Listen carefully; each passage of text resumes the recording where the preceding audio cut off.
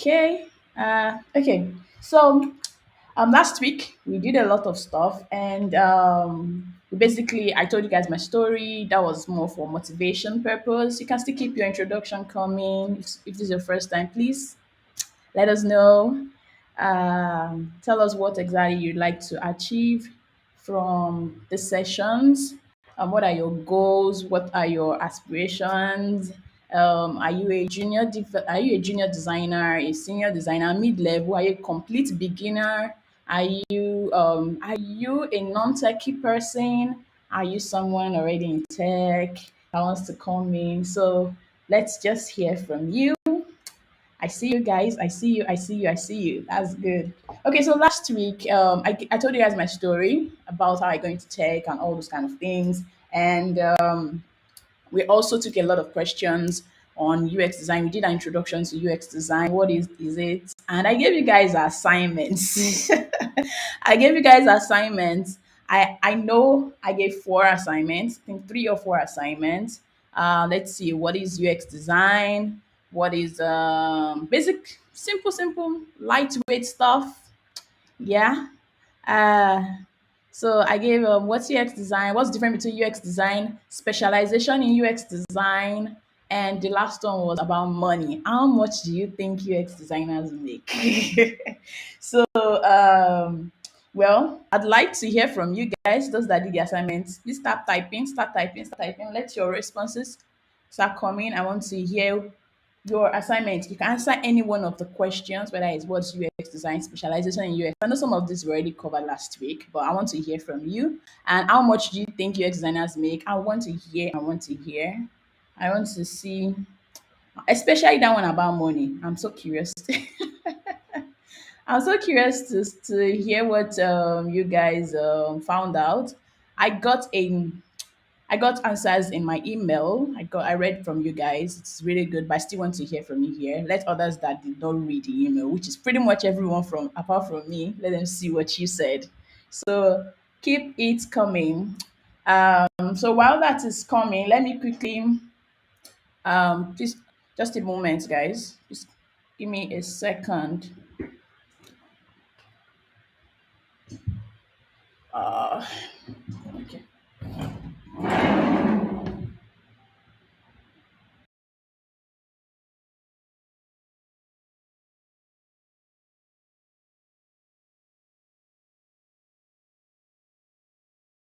Okay, sorry about that. NEPA is being NEPA in Nigeria. Power holding people. I wasn't expecting them. I was expecting them to switch off the light, so they'll probably bring it back soon. And I don't want to delay this to go and put on my generating set. So anyway, yeah. So I'd like to hear from you guys.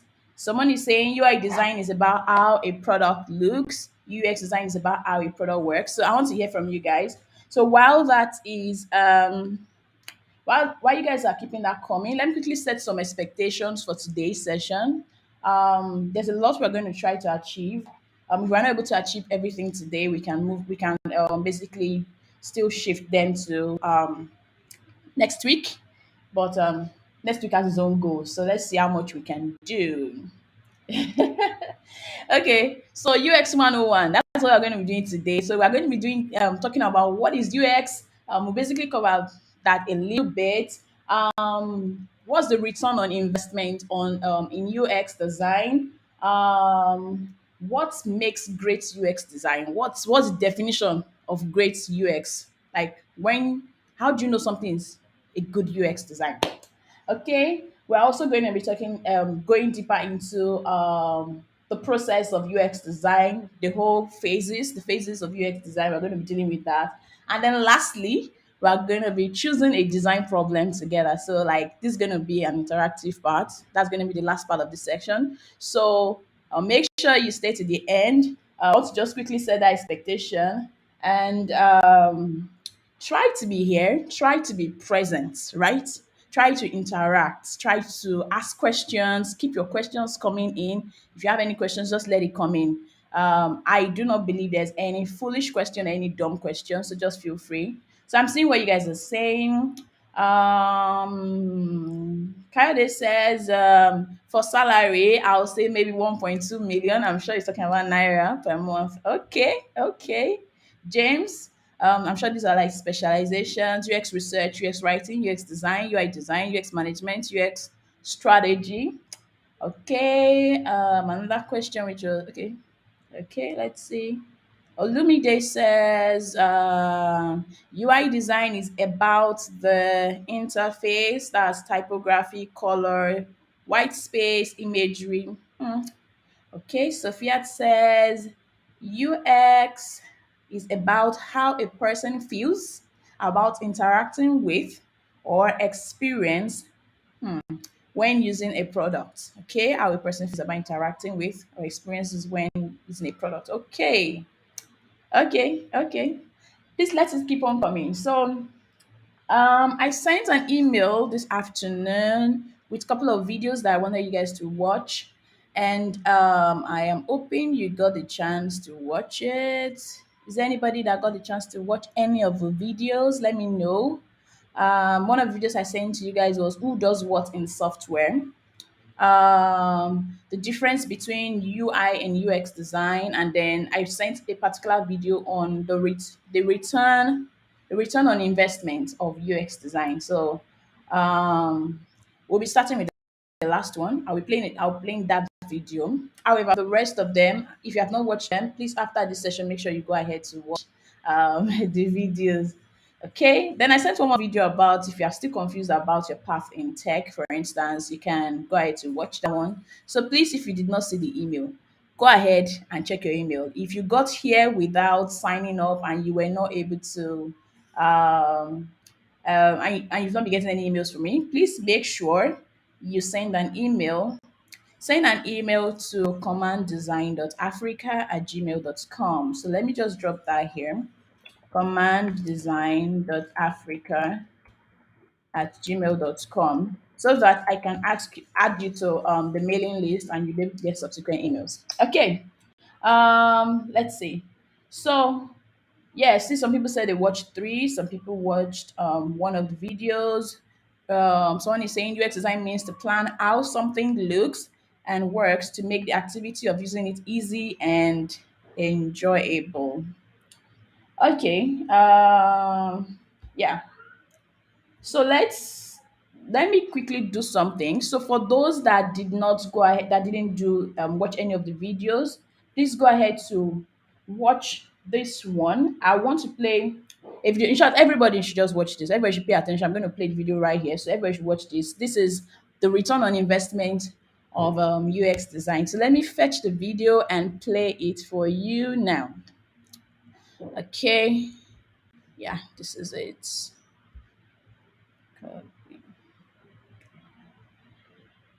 So it's a 5 minutes video. It might be a lot of information. Let me just quickly tell you, but try to pick as much as you can because I will ask questions. I want interaction. So I'll ask you questions and I would like you guys to just tell me what you were able to pick from this session. So I'm about to share my screen with you now. Okay.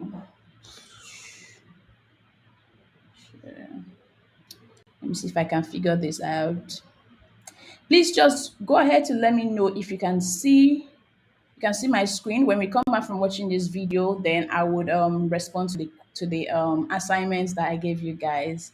So please let me know if you can see my screen right now. Can you see my screen? Can you see this YouTube?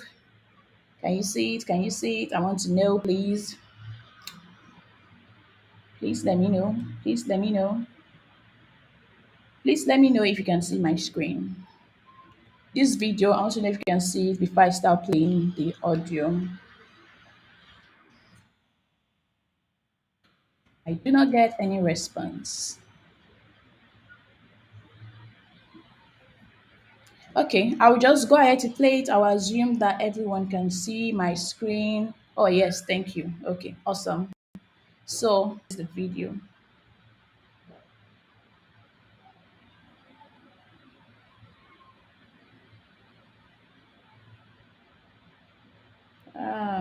don't know if you guys can hear. User experience is the science and art of designing a product like a website or software application so that it's easy to use, so that it fits the expectation that the user has for it, and so that it meets business goals. There's a whole methodology around designing a user experience, and sometimes people ask me, is it worth it to do all that work to design a user experience? So let's talk about the return on investment, or ROI, of doing user experience work. IEEE is a professional organization that puts out reports and does research for programmers, developers, and engineers. And they put out an article called Why Software Fails. Here's some interesting data from their article. They estimate that the amount of money that is spent worldwide in information technology is estimated at $1 trillion a year. The percent of projects that are abandoned because they are hopelessly inadequate is up to 15% of all projects. The percent of revenue that goes to the IT group is 5% of a company's total revenue, and up to 10% if it's a financial or telecommunications company. The amount of time that programmers spend on rework that is actually avoidable is 50% of their time. The cost of fixing an error after development is 100 times that of fixing an error before development of the project is completed. Of the top 12 reasons that projects fail, 3 of the top 12 are directly related to what we would call user experience or user-centered design work. And those 3 are badly defined requirements, poor communication among customers, developers, and users, and stakeholder politics. So the kind of work that user experience professionals do, stakeholder interviews, user research, user testing, user-centered design, these are all things that can fix at least 3 of those 12 reasons why software fails. You actually can calculate the savings or additional revenue or benefit that you get from improving the user experience of a product.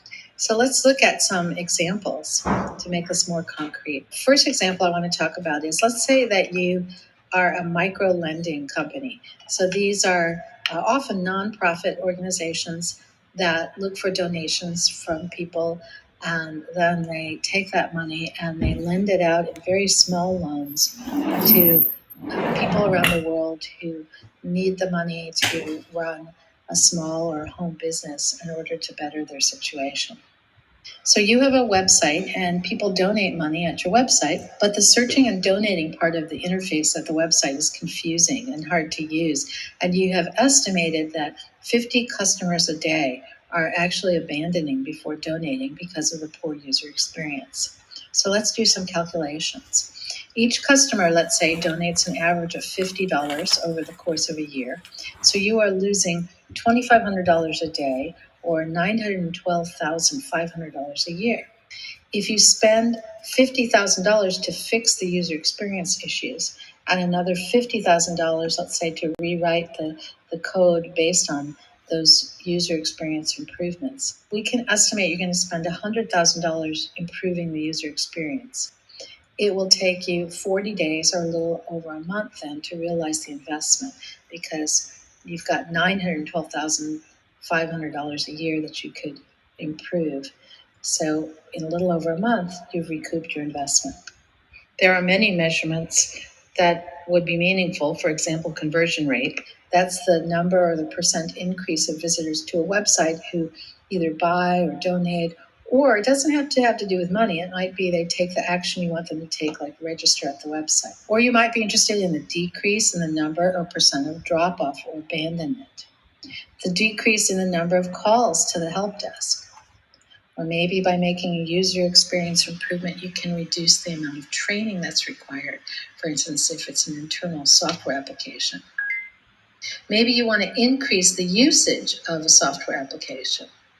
Maybe you're looking to save user time, or maybe you want to save development time. Perhaps errors are what you are trying to reduce.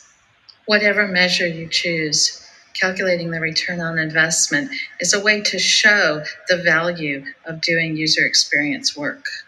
Here's one of my favorite quotes from Albert Einstein. I think he said it best. Any intelligent fool can make things bigger and more complex. It takes a touch of genius and a lot of courage to move in the opposite direction. If you'd like your own copy of this drawing to download and print, go.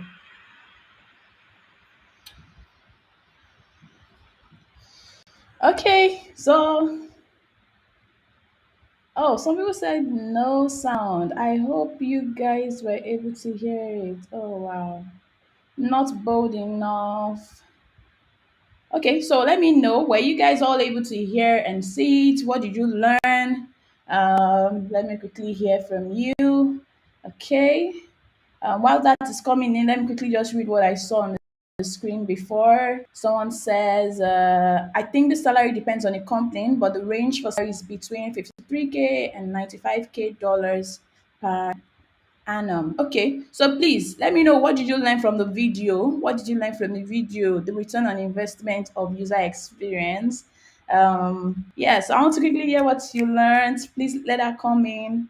Some people said they watch all the videos. That's really good. I'm glad you watched all the videos. If you didn't watch it, please go ahead, watch them after this session. Um, Okay, what makes a great user experience? I'm going to answer this with an example. Okay, someone is already telling us that. Okay, we'll come back to that one. Okay. Adela says, user experience, I cannot pronounce that word. I'll just skip it. It says something of task focused on the optimization of a product for effective and enjoyable use. Okay, user interface design deals with the look and feel, I believe, not fact. Look and feel, the presentation and interactivity of a product. Awesome.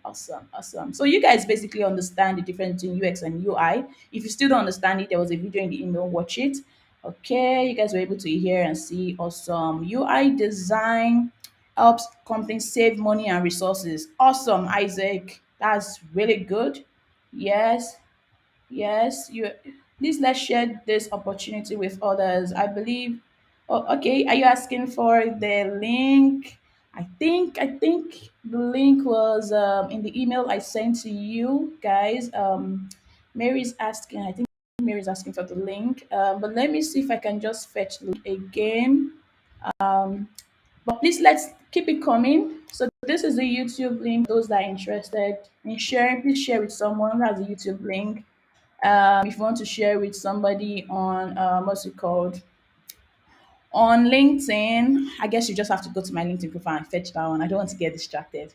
So, okay, Olumide says, okay, David says, let's see, one of the returns of investment is that it saves time. Perfect. Yeah, it saves time. Though not in the short run, but in the long run, it saves time. Yes, it saves a lot of time.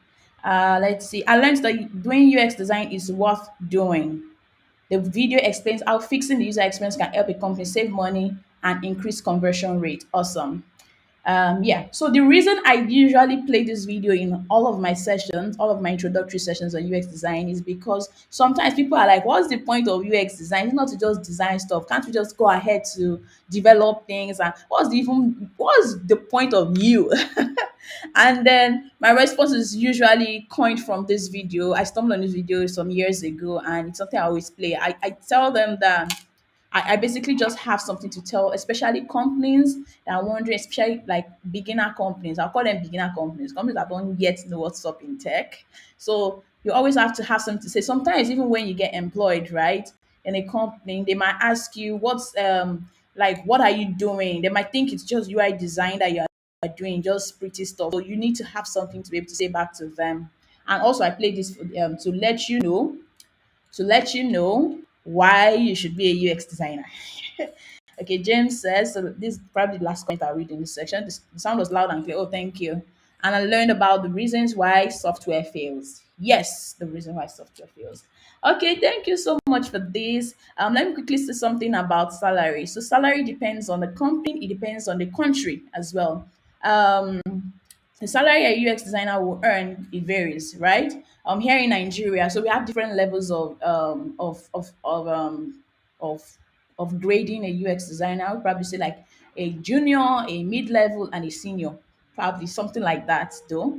Not that there's really a defining line, but it's something like that. So a junior would probably, let me use Nigeria as the example, probably earn 100, 150K, 200 to 50K. Depends on the company and it depends on how much work you have in your portfolio.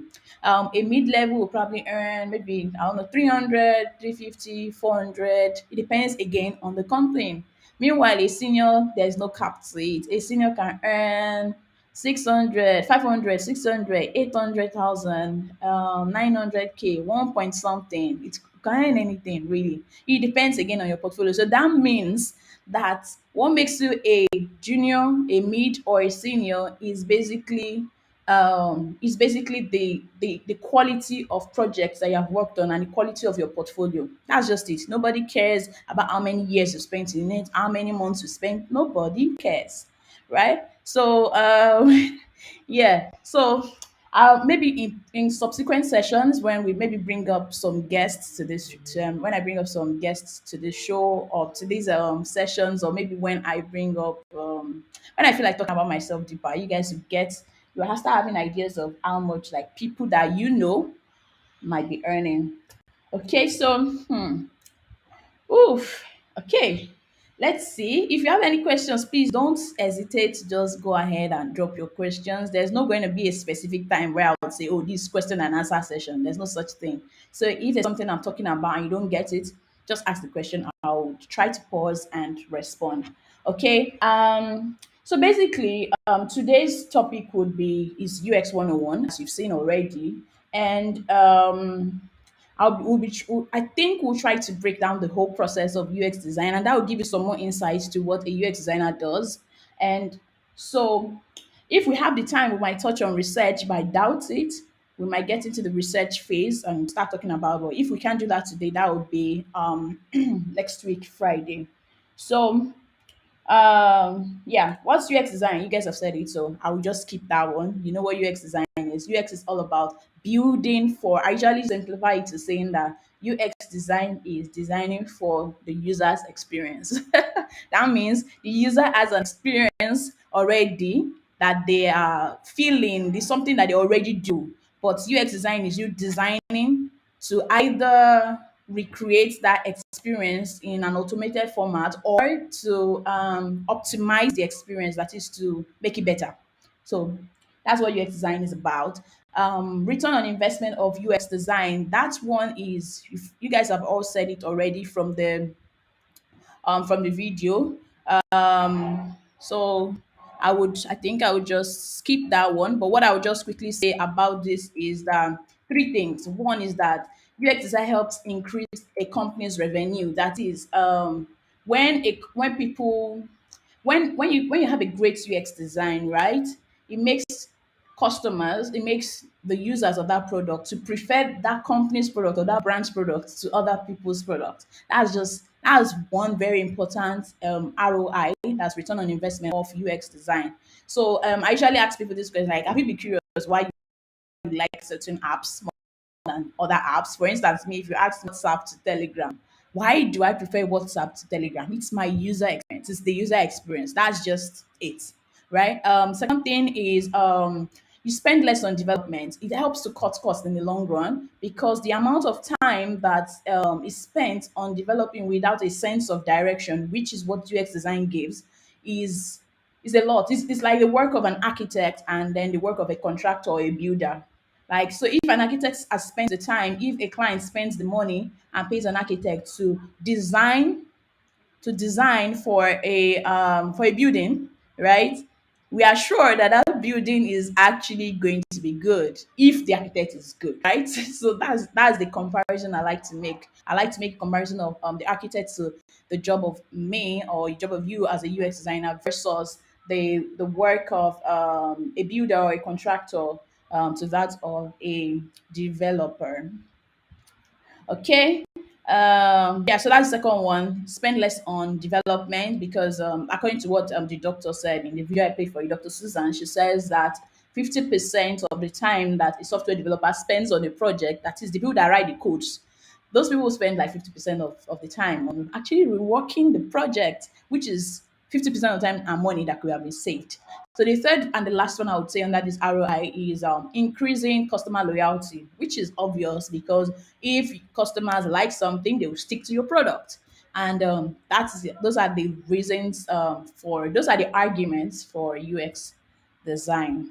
Okay, so what makes great UX? Somebody said something up there. Please, okay, so that's James. James said earlier on, what makes a great UX? You already answered that. So please, if you have some points, let me know what you think makes a great UX. I'd like to hear from you guys. What do you think is great user experience? Anybody can answer this. And UX is not just about apps. I usually tell people that UX is about it's about everything. It's like right. So I have these cutting boards on my table. So my experience of using this, especially certain of them, is usually poor, is usually bad because when I use this thing to clean my ear, like a lot of people used to clean their ear, this the tips of it usually falls off. So that's user experience, right? So if somebody is supposed to increase the user experience of this particular product, it could be different things. It could be the my experience while opening the container. Is it difficult to open? Is it open, or break off? Does it break off when I use it a few times? Am I able to keep this container with me for weeks and even months? That's user experience, right? And so user experience is not something that is all about tech. So don't say because you are a non-techie person you can't contribute to the conversation. Please, UX design is not fixed to to tech. So let's see. I'm going to answer with an example. If an e-commerce website, this is James speaking, if a custom in an e-commerce website, okay, if a customer finds the buying experience to be short, simple, and not complicated, then his or UX will be a good one. That's good. That's good. Thanks for that, James. So guys, let me know what you think is good UX when you go to an eatery. What is good UX when you enter a bank or when you're interacting with a bank's products, maybe their mobile app? What's good UX to you? What's bad UX to you? Let's make it that way. What's good UX? What's bad UX? Sophia says a good UX is great when it's usable, when it is useful and equitable. Ha! Hey, the last word there, equitable. Please, let me show this on the screen so that everybody can see it. Sophia says a UX is great when it is usable, when it is useful and equitable. Please explain what equitable means, please, for the sake of us that don't really understand the big grammar like that. Uh, okay. David says one of the things that makes a great user experience is user testing. Okay, yes, I agree with that. When a UX has been tested, yes, it might actually make it might. So I partially agree with that. It might actually make a good UX. That's if it is right. If it is a good UX, then it is a good UX. But user testing might let you know. Okay, David says when it is easy to use and it solves the problem. So, guys, I know we are a lot in this place. So, please contribute to the conversation. I want to hear what you guys think. Okay, thank you guys, the ones that have contributed. Thank you so much. So, three ways I break down what makes a good UX are let me see. I usually break it down three things. Where is that note?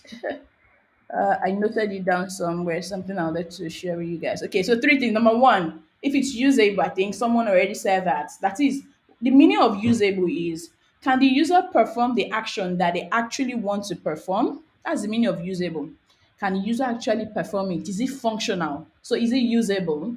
My example for that is usually GG versus I don't know other platforms. So GG.ng, which is a Nigerian platform, is something I would say is not particularly visually appealing, right? But it works. So it is usable. So that's good UX in some way. Another one is it aesthetically pleasing? That is the visual is it this visual design, is it appealing to the user? So my example for that is what I've said earlier: Telegram versus WhatsApp. Right? I would say that WhatsApp is more visually appealing than Telegram. So that's something that makes good UX to me. The last one is usually delightful.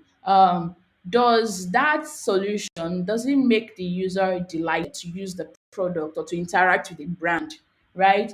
Example for me for software it would be Facebook. Like when you post something on Facebook, when it goes through, there's that sound it makes, right? It makes me smile. It makes people smile. Another example is I know a couple of years ago, part of why I started interacting with GT Bank was because I loved the architecture. I loved how the buildings looked like. That was good UX to me. So with that made me have some level of confidence or trust in the brand. Yeah. So another example that I used to tell people about this delightful thing is this what's it called? Is when on my system I use a MacBook, and when I delete something, it makes a particular sound, right? When I move something to the trash. So I do that a lot on my laptop where I just move stuff to the trash, even if they're useful stuff, and then I'll quickly go back to the trash and get my stuff and get my stuff back into my system. So that's something I do often because I love the experience of deleting stuff. Yeah, so let's see. Sophia has explained herself. She says equitable in the sense that people of various diversity can use it easily. Yes, and that's something we're going to touch on in I think 2 or 3 weeks' time. Accessibility. Accessibility and inclusion in UX design is something that is usually overlooked and it's something very, very important. And that's what Sophia is referring to as equitable. That is, can different people of different level, different diversity access it? So those are other things that make good UX. Yes, you're right. Thank you for that, Sophia. Lillian says a good UX leaves the user with a great feeling. Yes, that right there is a delight thing, in my own opinion. It is delightful. Okay, thank you so much, guys, for participating. So now we'll get into. Please, you can still let it keep on coming. If you have any question, please go ahead to ask. Um, okay, so the next thing I said we're going to touch on today is breaking down the process of UX design. Like we're going to break it down. We're going to try to demystify the whole thing. We're not going into details on each of the phases or each of the steps. However, in subsequent weeks, we're going to be picking each one of the steps one by one, and we're going to be doing practicals. We're actually going to be working on projects, right? Which I think is going to be fun. Okay, so let's see.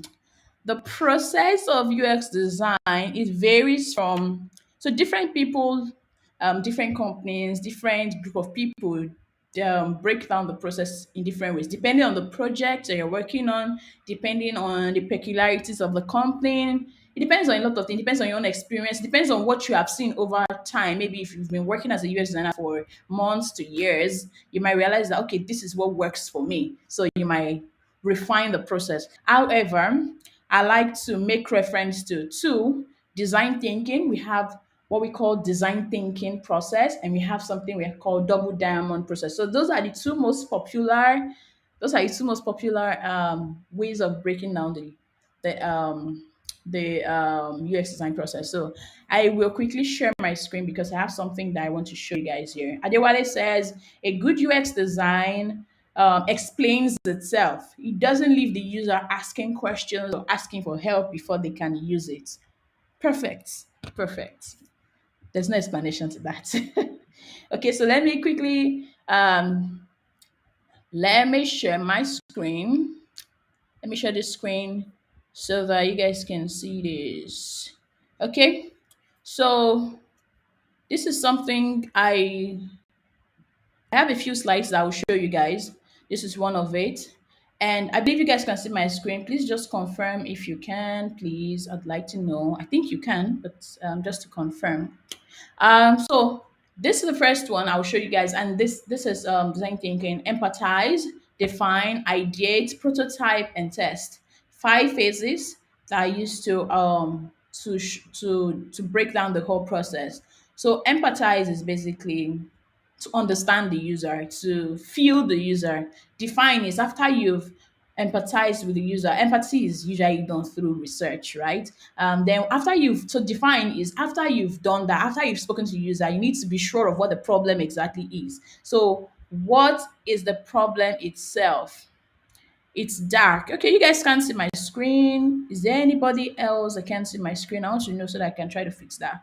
Okay, so defining the problem, that's the second phase. The third is ideation. Yes, we can. Okay, so Mary, can you please just reload maybe whatever app you're using, whether it's YouTube or LinkedIn, okay, or Facebook. Then my screen is dark. Can you guys that said the screen is dark, please let me know what platform you're loading, you're connecting from, so that I can know what the problem might be.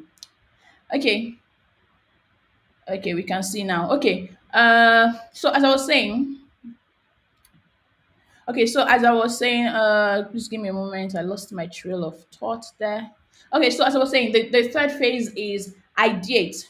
Ideate is where you now come up with ideas. Remember that the first two phases have been about the problem, not the solution. So the third phase, ideate, is where you now start talking about like having ideas about the solution. So the fourth phase is prototype, or I'll call it design prototype. And this right here is what most people think that UX design is all about. And meanwhile, that's just one phase, and that is UI design, right? That's where you actually now start. That's if it's going to be in the sense of this program, this course that I'm taking you guys through. So if it's going to be a software program, then you prototype it, you design it, you prototype it. So that's the fourth phase. Then the last part is something that's always overlooked in the whole process of UX design. That's testing. Most people go ahead and do every other thing. That's the ones that will even do the rest of it. Or most people just do the UI design, and then they just move ahead to go and deploy it, or they go ahead and developers go ahead and start working on it. But that right there is what we call recipe for disaster, because what you have done there is to only create something that you think is good. You've not confirmed with the live users whether it is good. And the practical way of doing this is, I like to make this practical, right? You have there's a problem. I referred to this last week, where on WhatsApp, that issue of deleting a message, and then after I delete it, I have to explain to the person why I deleted the message. Meanwhile, I didn't even want you to know that I deleted something in the first place. That right there is a problem, in my own opinion. I don't know why WhatsApp still keeps it, but whatever, it's a problem. Then how do I go about probably solving this problem? The first thing is to empathize. Empathize there would be to understand that problem. I'll probably do some research online. I heard other people complaining about this. I'll just Google it, right? If other people are complaining about this, do I know one-on-one people that are actually having the same problem? So what do? I can put it on my WhatsApp status or my LinkedIn, or send it to individuals, or talk to people face to face and say, okay, are you having this problem? I have this problem. I want to know if other people are having this problem. That's empathy. That's me trying to understand the problem and understand my users. Okay. The second phase is define. That's where you define the problem clearly. Okay, people are saying this is a problem, right? How can we solve this? Not how can you solve it? How can we clearly state out this problem? How can we analyze the data that we have gotten? So this is where you analyze data and you now clearly define, okay, so the problem is that WhatsApp deletes messages, whatever it is that you found out after the research from the point of view of the users. That's where you do it. That's defined. The third one for that same solution will be ideate. Okay, now how can we think of solutions? Now that we understand it from the point of view of WhatsApp, why they are still keeping that feature like that. Now we understand it from the point of view of the user, why they are having this problem. How do we solve it? What are possible solutions to this problem? Should we create like maybe a history of messages? I don't know, whatever. Ideation. I'm just using this as an example. Then number four is prototype. Prototype is UI design. That's where you create the piece of stuff. That's where you think about typography, color, layout. That is like the UI design. That is what you see, like the WhatsApp design itself. That's like, okay, we are removing this feature, so this is how it's going to look like now. That's basically prototyping. I'm just using WhatsApp as my example. Testing is where you now go out, and one popular way of testing is usability testing. There are several testing methods, but that's one popular way of testing. We'll talk about that weeks down the line. And no, we'll not just talk about it, we'll work on it. So testing is where you now confirm, okay, so at the beginning, this is what people said was the problem. Now we've created something. Does it solve the problem? That's testing. Okay. So Coyote says, yes, oh, the prototype is like the real thing to so many people. Yes, to so many people, it's a real thing, but for those that know it, you'll know that you don't necessarily need to know how to design before you be making the money from UX design. A lot of projects stop at research phase. Some projects they need you on strategy level. Like some of you did in your assignments, specializations. They need you on strategy level. So there's a project I'm working on right now, and it's strategy level, right? It's nothing to do with UI design, and you get paid. Okay. Um, okay, so the next one I want to show you guys is this one, the phases of the design process. And basically it's the same thing, it's the exact same thing as what I just showed you. The first one, empathy or discovery, that's where you discover the problem. Number two, interpretation, that's where you define the problem or you analyze the problem. That is, you've learned something, how do you interpret it? The third is ideation. Okay, now we see an opportunity. This is a problem. This is a real problem that many people are having. This is a problem that might make money. This is a problem that is worth solving. Then what do I create? Those are ideas. The fourth one is experimentation or prototyping, basically. Now you have an idea. How do you build it? What do you want to build? So that's the fourth one. And the fifth one is evolution. That's basically testing and then iterating. That's what this means. Okay. And let me show you guys. So this is basically the Stanford's design thinking process. We've talked about this already. So this clearly states that what is under each of the phases. So under empathize is where you do interviews. You might do interviews. You might shadow the users. For instance, if you want to build a solution for nursing mothers, you probably might have to physically go to where they would use that solution, right? Where they will use the solution in the end. So you might have to shadow them. You need to seek to understand, and you must be non-judgmental here. Defining the problem involves personas. Personas, we'll talk about that I think next week. And that's where you clearly state out what's my ideal audience. So that's what persona is about. What are the objectives? What are the decisions we've made? What are the challenges these people are having? What are their pain points? What are the frustrations of the user? Like the WhatsApp example I gave, right? Okay, someone said good UX design makes it responsive. Yes, yes, yes. Ideation. Ideation is where you share ideas. All ideas are worthy. Like there's no stupid or bad idea. You'd be surprised that this one you call bad ideas might be the great idea. So every idea will be noted down under ideation. You diverge, then you converge. That is, you go as wide as you can, then you try to bring it all the way in. That is, ideas go as far and wide in the ideas and try to then relate it back to the problem you're trying to solve. Yes, and thinking. That is, you don't have a no approach, like you said here, all ideas are worthy. Then you prioritize afterwards. So when you get all sort of ideas, you now try to prioritize. This right here is something I need to say that the UX design process is not a linear process. That is, it's not something that goes from one step to the next step to the next step, from empathize to define to ideate, prototype, then test, you're done. Nope. That's not how UX design process works. UX design process works as an iterative process. So that means that from empathize, you might have to go to straight up while you're researching, maybe while you're doing interviews, ideas start coming up immediately. You start noting it down. That means you're ideating while empathizing. And while you're ideating, you might need to even go back and do again, okay, some more research. Okay, so we are getting these ideas, but some things are not clear. So you might have to empathize, you might have to do some research again. You might even be testing and then you go back, you're defining. So it's a kind of a zigzag process. It depends. That's why I said earlier that it depends on the project you're working on. It depends on the team. It depends on the maturity of the team you're working with. And it depends on the company, the client. It depends on a lot of things. Then prototype is where you do mock-ups, storyboards, UI design. You keep it simple. You fail fast. That is, design stuff quickly, test it quickly, and move on. You iterate quickly. Yeah. So these two, sorry about that. These two, prototype and test, are linked together. So while you're prototyping, make sure you test. This is what many designers fail to do. Many people just design, design, design. They design all the screens. You want to design Instagram now. You design all your old Instagram app. You finish designing the whole thing on Figma or Adobe XD. And when you finish designing the whole thing, then you're like, okay, you now go and deploy it, and then you don't test it. You might have created a failing solution, right? Then test is where you understand the impediments, what works, role play, iterate quickly. So those are the phases, those are things involved with design again. Then we have the double diamond design process. I want you guys to go and research on that. That's your like a first assignment. Research on the double diamond design process. I'll not go into details of this, but it's similar in some way to the design thinking, only that it's just a different way of breaking down the process into research, insight, ideation, prototype. So please go ahead to research this. This is a very interesting one. And yeah. So this is also the double diamond process. So that's the assignment, double diamond. And I'll stop sharing for now.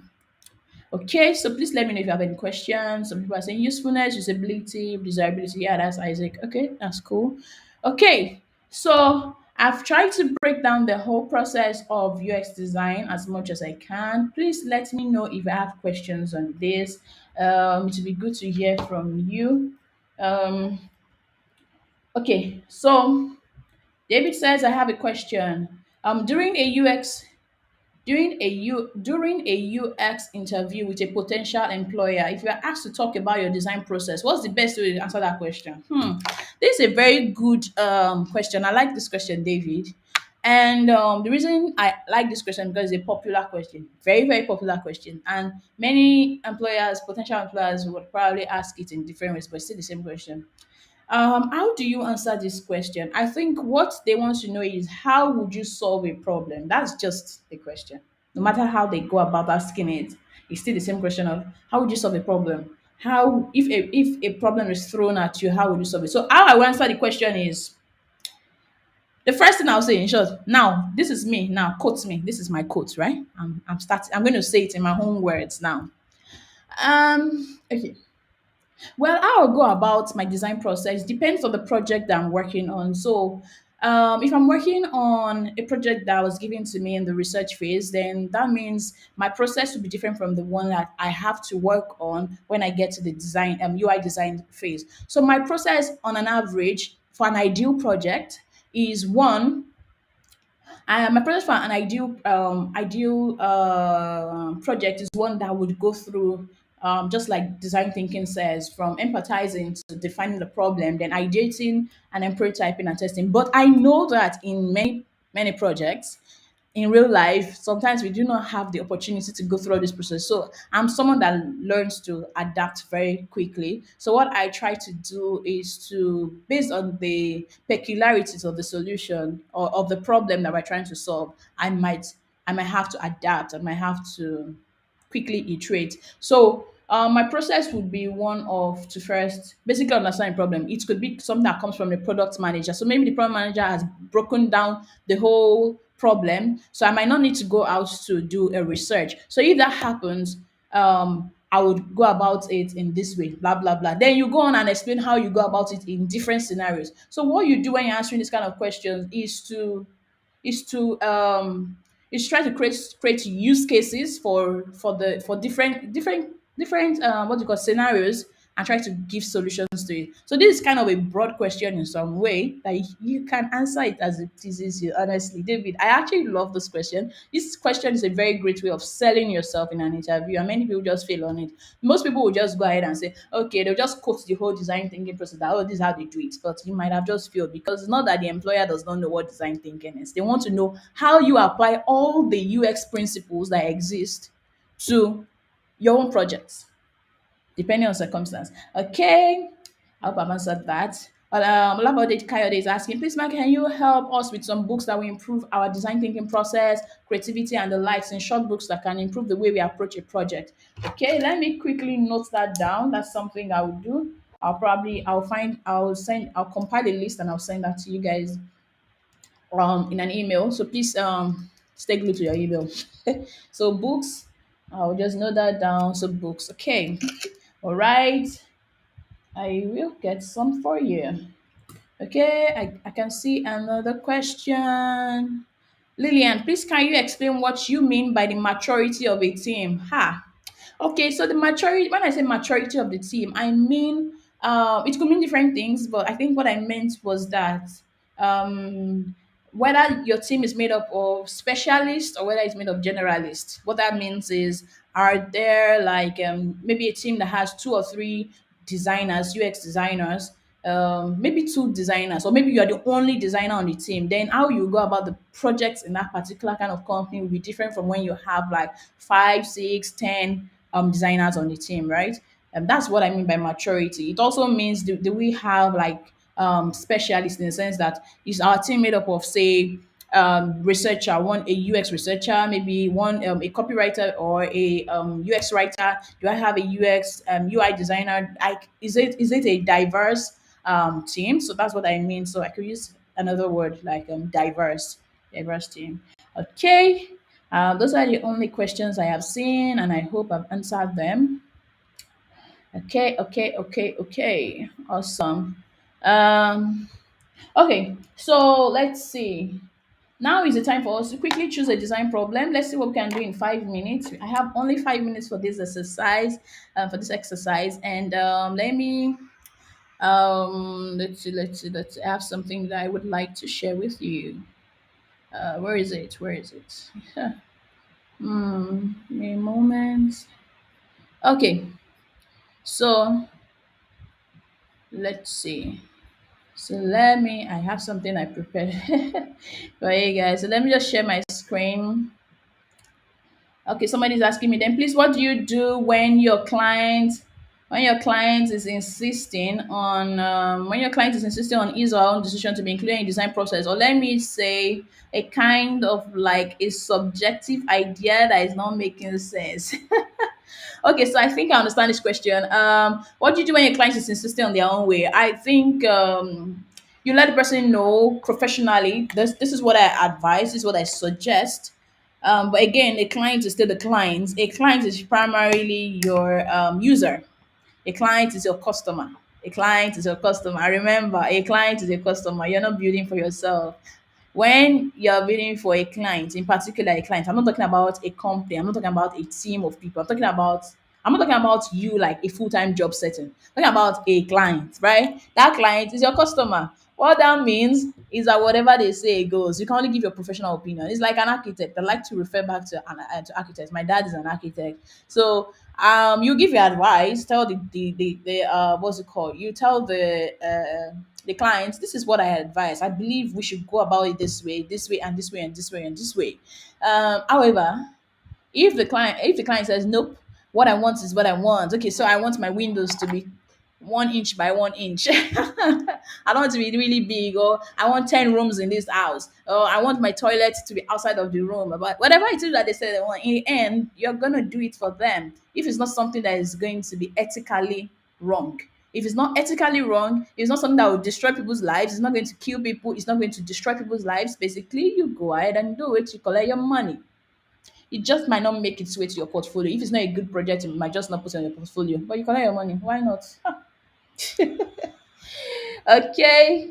So let's quickly. I'll pause on taking questions because it's almost 1 hour already. Damn, man. So I want to let's see what is this. It might okay. Let me share this one with you guys.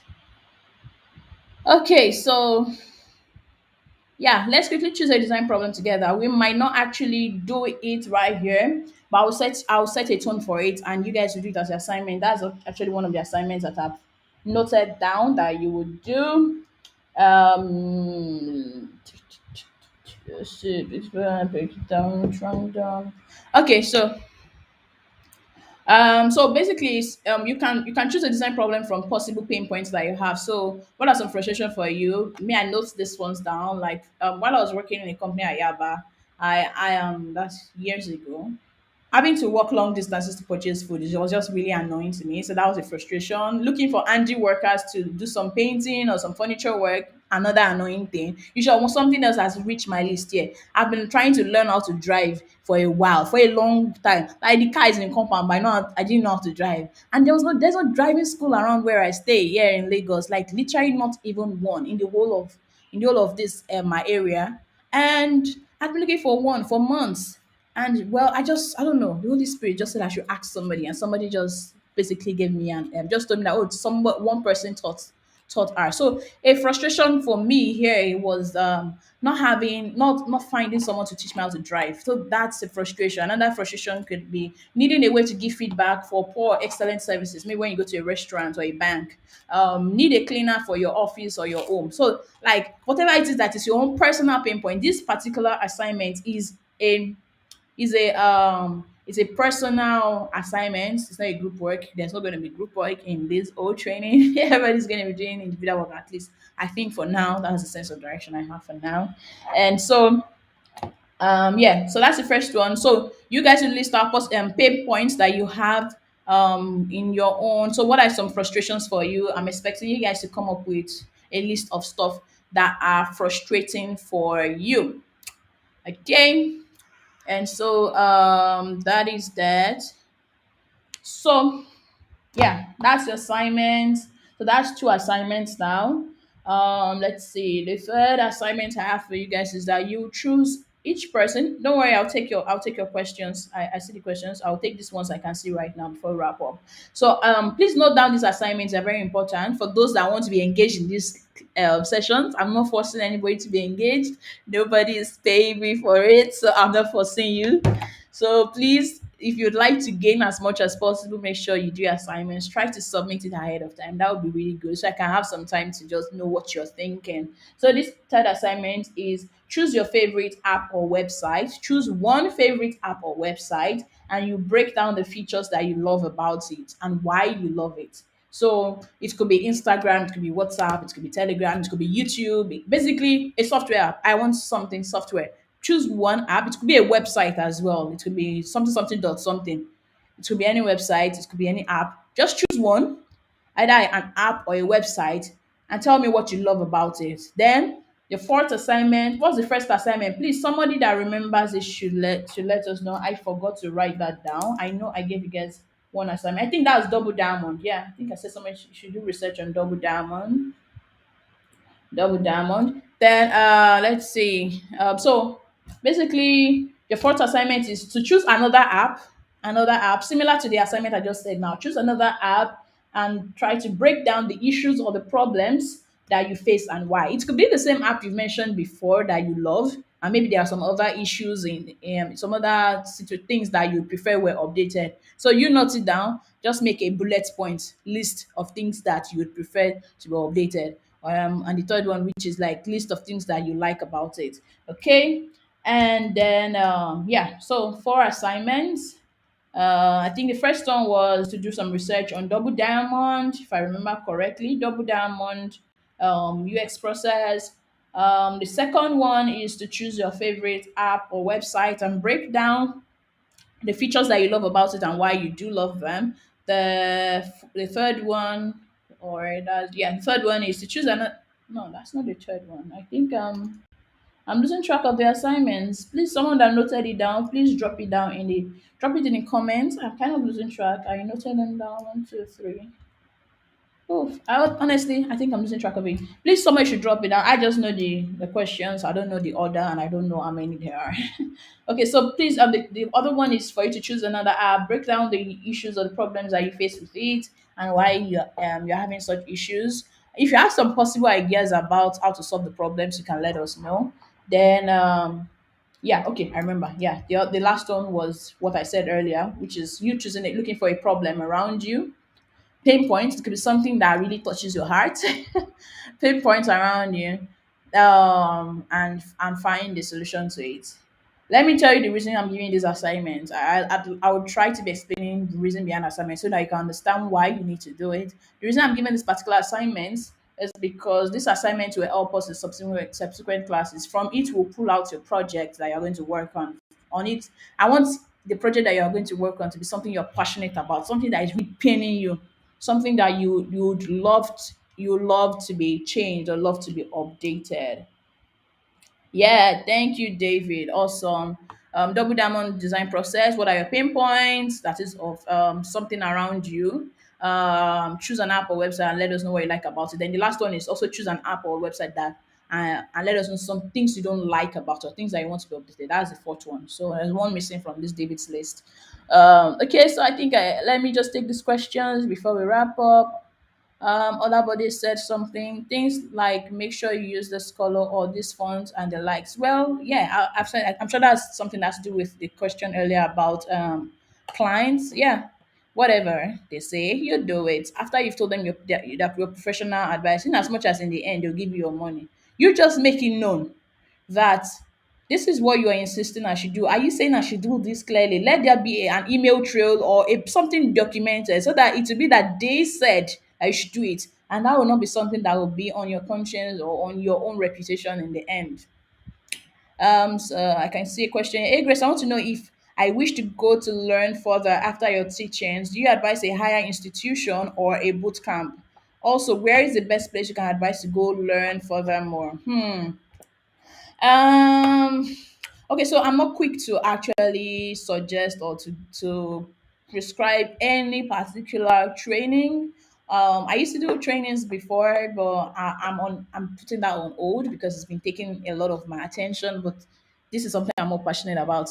But however, I think that if you do a Google research, it depends on how much you have. To be honest, there are some really good trainings. But one thing I want to say, and I'm going to repeat myself after I said it this once, please readjust your expectations. Do not believe that after you're done with a program 2 months after or the next week after or 1 month 2 months after that you're going to get a great job or something like that. Please, this is something that these boot camps and these schools, these online schools and all those kind of things, this is what they usually this is what they sell. But you should adjust your mind that I want to learn, which is why for this whole training that I'm doing for you guys, it's going to be a few months training. Like it could be as much as 3 4 months training, and I'm going to go as in depth as possible. I am not promising anybody any job, nothing like that. Learn what you need to learn. I'll show you how to do it. I'll show you how to get jobs. I'll try to prepare you for interviews, like the kind of questions that we've been taking. Well, I'm going to try to make it as in depth as possible, but I am not promising anybody any job. So, also, where's the best place you can learn to learn for that money? Online is good. I was self taught for like 2 years before I said, okay, let me do one training. I think I did a Udacity course. It cost me about is it 1,000 or $1,005, which was quite some money to me. But I did it because I wanted to validate what I knew. There was nothing, to be honest, I didn't learn anything new. I learned most of the stuff I wanted to learn online. And though it pays to kind of do some structured courses, I think one I would recommend is University. University is a Lagos-based Uni- University. I think that's the spelling. So university might be something that you want to check out. It's the same. Okay, I know the owner. I know Joseph Abibiade.